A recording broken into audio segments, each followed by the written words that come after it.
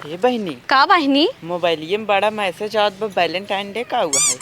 बहनी हमहू के पता नहीं। एक काम कर तू, चल के गुरुजी से पूछ जात का होत है। चला आवा। हे गुरुजी रुको। का है? तो सिख की बात पूछत है तो हमको बताओ। बतावा का पूछे।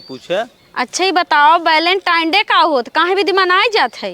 ये है ना जाना जा तू कहे बदे मनाई जात है। नहीं जानित गुरुजी। हमारे जवान दादा रहन ना, हाँ वो खूब लड़की पटाए रहन, ले जा कुल गुलाब देते हैं, ललका गुलाब दे हाँ। गुलाबवा देत रहे ना। हमारे दादी दीहिन देख, दादी जैसे देखिन ना बेलना लेके लिहिन दौड़ा हमारे दादा की, और लागिन बेलना मारे, बहुत मार हमारे दादा हो गए बेहोश। और जब मरे ले आ गए दादा ना, हमारे दादी से कहाँ है हाँ। कहाँ है, बेलन टांग दे। सब सोचन कि दादा कहते हैं वैलेंटाइन डे, वही तब 7 तक मनावा जात बस, सब जाए अपने प्रेम के गुलाब देत हैं। सही में? हाँ।